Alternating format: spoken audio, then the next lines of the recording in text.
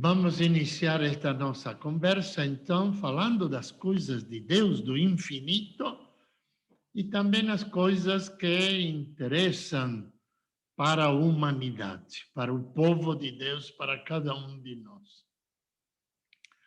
A liturgia é o cume e a fonte da vida da igreja, da vida da humanidade.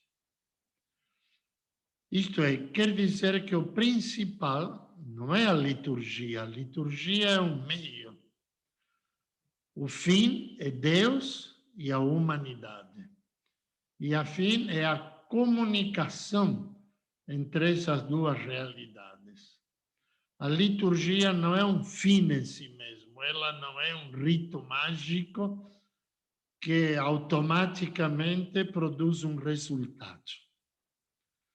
Tudo depende de Deus chegando até nós e do povo chegando até Deus. E a liturgia empresta seus sinais, seus objetos, suas palavras, suas atitudes, mas o que ela contém, o que ela representa e qual é o resultado de tudo isso, não depende dela mesma, mas depende de Deus e do povo de Deus.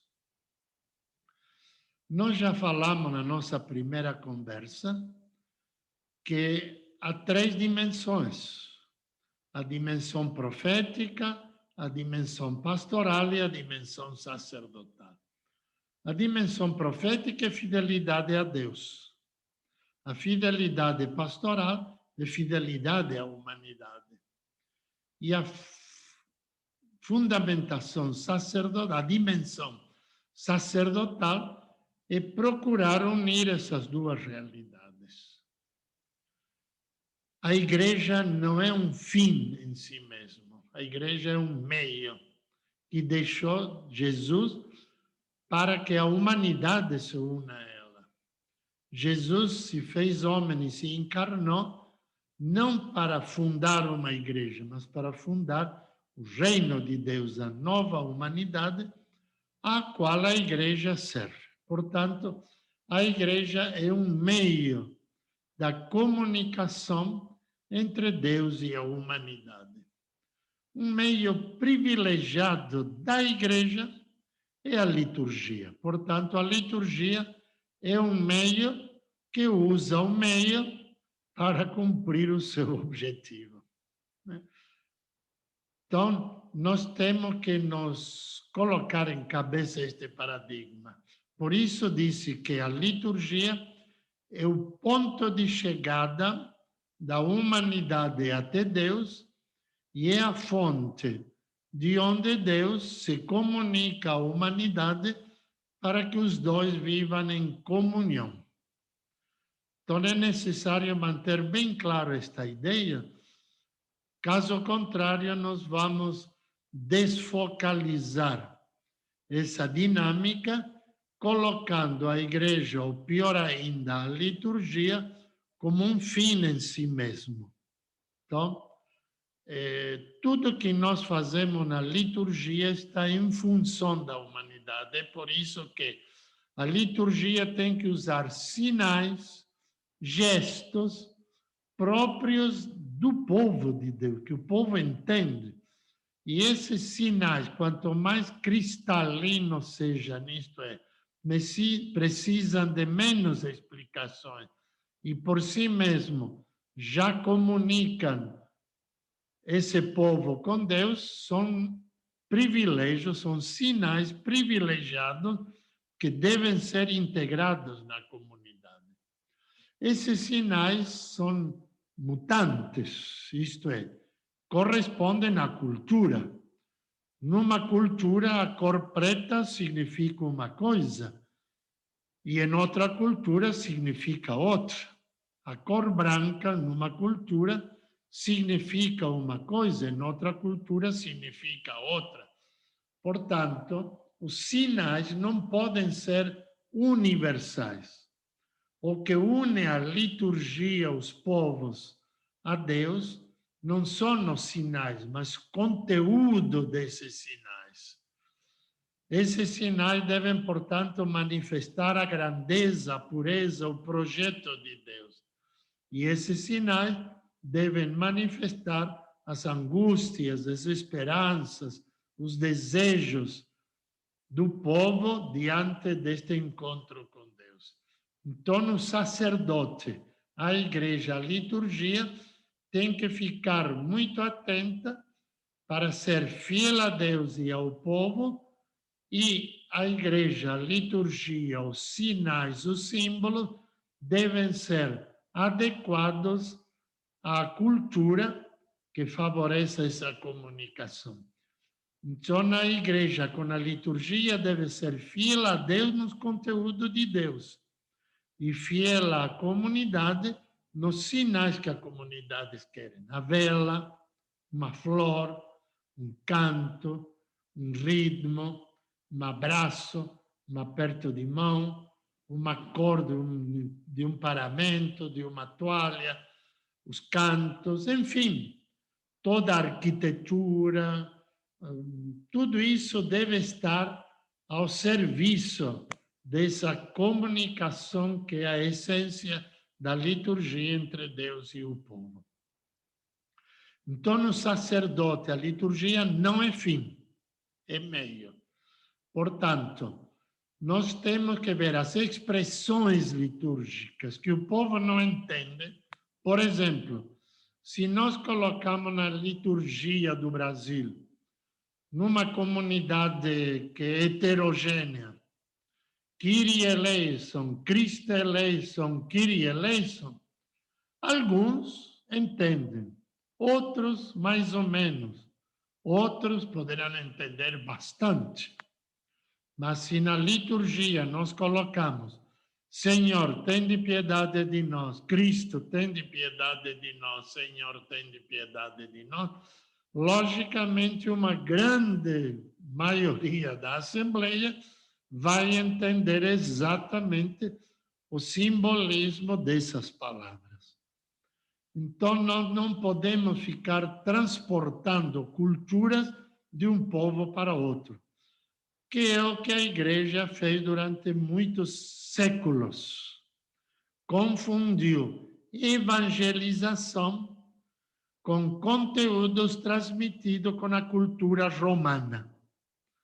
O Concílio Vaticano II percebeu isso e deu um grande pulo.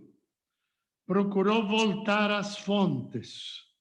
Os documentos apresentados pelas comissões pontifícias, que apresentaram num esquema medieval aperfeiçoado, foi rejeitado pela maioria absoluta, podemos dizer, 95, 99% dos bispos do mundo, e partiram para uma elaboração nova, porque a fonte não pode ser a cultura medieval, mas a fonte tem que ser a cultura dos Atos dos Apóstolos, dos Evangelhos, do que Jesus quis. E então nós temos que distinguir também em Jesus o que é próprio da cultura judaica e qual é a mensagem nítida de Jesus que nos transmite, superando algumas imagens do Antigo Testamento que serviram como etapa. Deus é um só, Deus é poderoso, Deus está em todas partes, Deus é fiel, Deus olha o coração da pessoa e não as oblações dos animais, Deus quer um coração puro, inocente, verdadeiro, a justiça de Deus. No Antigo Testamento se identifica um pouco com a violência cultural da época e que Jesus vem superar. Diz, tudo do Antigo Testamento vai ser completado, aperfeiçoado, melhorado. E então Jesus traz outras dimensões que o Antigo Testamento não valorizava muito.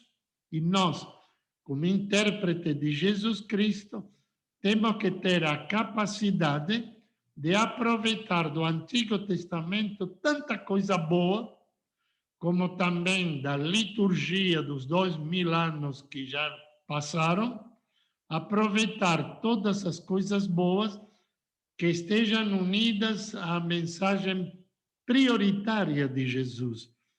Porque nós, como nova civilização, estamos numa mudança de época, que a época anterior culminou depois de tantos séculos e séculos de guerra, terminou com 2 guerras mundiais e ameaçava uma terceira que iria acabar com a humanidade. Então, nós estamos obrigados a ver quais são os sinais de hoje que interpretam com fidelidade os valores de Jesus Cristo, assim como as gerações anteriores procuraram também. E então, nós temos que ver qual é a cultura africana, qual é a cultura latino-americana, qual é a cultura norte-americana, que teve influência da alta classe média e da grande classe média francesa e inglesa.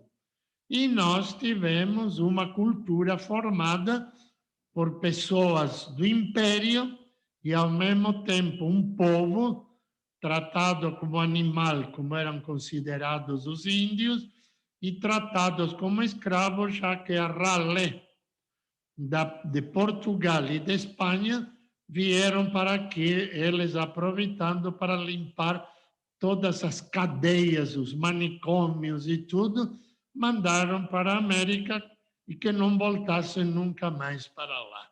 Então, a história dos povos africanos que foram dizimados, escravizados, tirados do seu contexto para viverem agora através de gerações de 300 anos, de séculos e séculos, e depois mudando, adaptando essa cultura escravagista contrária ao Evangelho, e que nós temos que criar então uma liturgia na abertura do diálogo com as diferentes culturas, no nosso querido Brasil, que tem cultura europeia, tem cultura indígena, tem cultura afro-brasileira, tem cultura oriental, tem cultura de todos os países do mundo.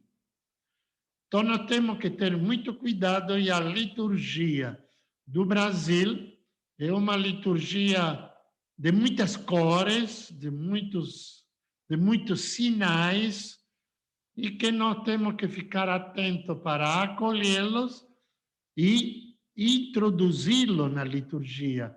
A reforma litúrgica do Vaticano II, que foi o primeiro documento, ela se limitou a mudar algumas coisas, mas principalmente se preocupou em determinar coordenadas, critérios, rumos, para que a liturgia ainda avançasse e que a liturgia seja realmente uma expressão do povo.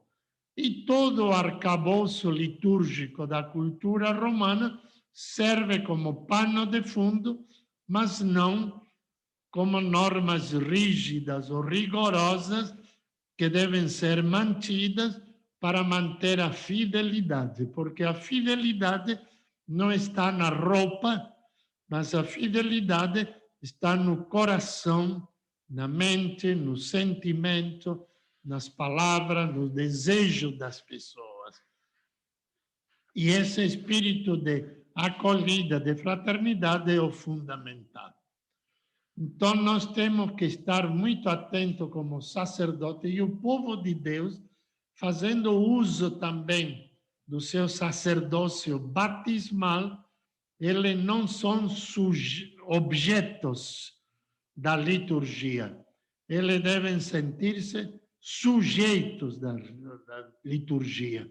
E, portanto, eles devem trazer todos os valores culturais para dentro da casa de Deus e o templo de Deus.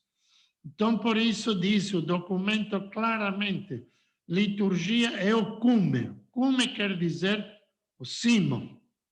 Para nós chegarmos no cume, nós temos que fazer uma grande caminhada, custosa, porque é uma subida, fadigosa, nos ajudando uns aos outros e não ficando-nos amarrados a coisas que não fazem parte da nossa vida. E uma vez que estamos lá em cima e sentimos Deus ao nosso lado, sentimos que Ele nos fala, que Ele nos interpela com clareza, nós captando todos esses valores, a vontade de Deus, nós voltamos para a nossa vida, para iluminar a nossa vida e principalmente para iluminar a humanidade. Que o fim não é a igreja, o fim é o reino de Deus, que para ele que Jesus veio. E o reino de Deus são todos aqueles que vivem os valores do Evangelho, embora esteja em outras estruturas. Valores que o Espírito Santo inspira e fala também fora da igreja.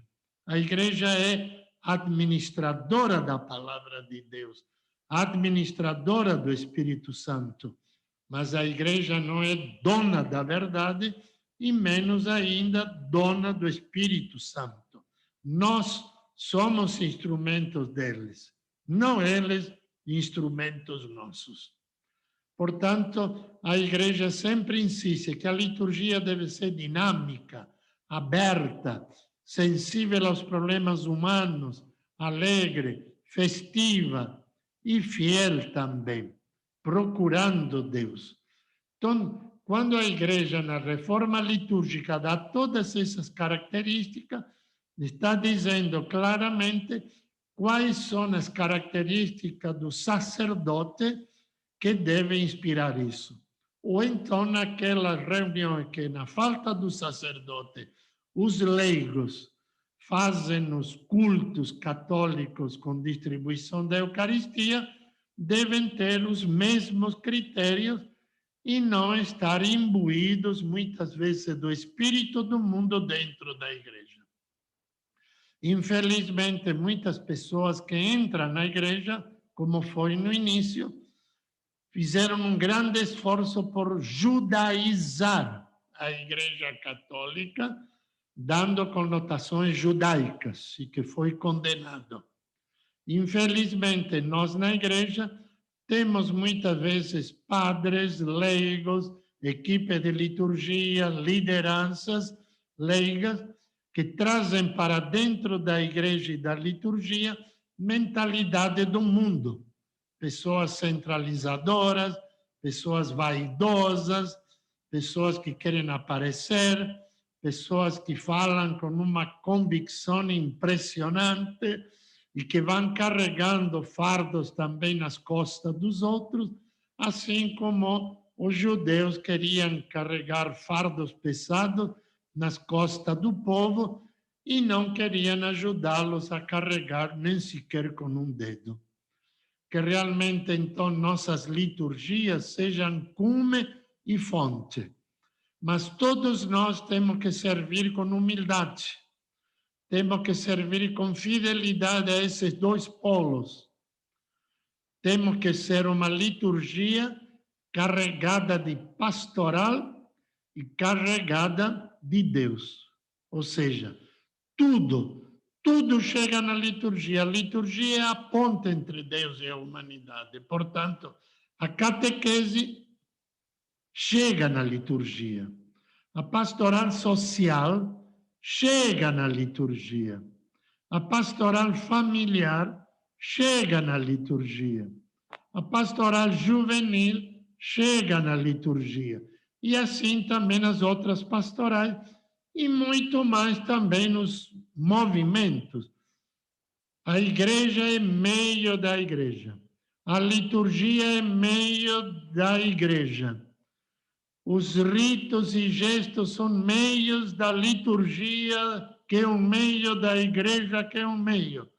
Os movimentos são meios dos meios, dos meios, dos meios, que vai até lá.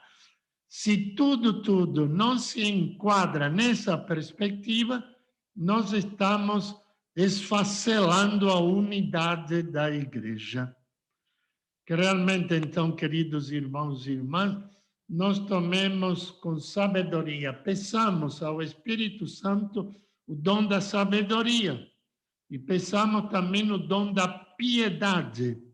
Piedade não quer dizer recitar o terço o dia todo, não quer dizer recitar as horas do dia inteiro, não quer dizer reproduzir os textos do missal. Sermos nós realmente membros da liturgia, temos que ser instrumentos da igreja, instrumento do Espírito Santo, ele que sempre está inovando, e sempre que nos mantém, o Espírito Santo nos mantém a fidelidade a Deus e nos mantém a fidelidade à igreja, que ela se multiplicando, e é por isso que a igreja não quer ser mais romana. Está no catecismo católico, pelo amor de Deus, não seja mais católico apostólico romano. Romano virou defeito, não virou virtude. Era virtude. Agora dizer que sou católico apostólico romano, estou fora da onda do Espírito Santo. Nós somos católico apostólico. Se você quiser, pode agregar outros 2 elementos.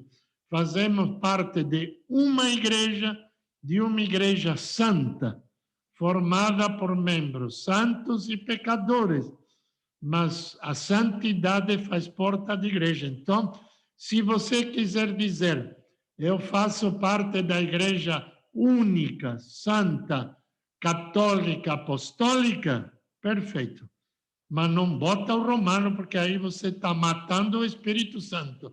Você está engaiolando o Espírito Santo, colocando ele no armário e colocando no foco central a cultura brasileira, ou africana, ou europeia, ou chinesa, ou indiana, ou o que for. Então, queridos irmãos, a expressão liturgia, fonte e cume, seja realmente uma palavra-chave, um termo que nos coloca no verdadeiro lugar e nos coloca realmente na alegria, na paz e na unidade de todos os povos. Eu tive uma experiência maravilhosa quando, passando por Alemanha, visitando meu sobrinho, fui a uma igreja e era um horário de uma missa polonesa, 90% era nome. Ninguém chegou atrasado.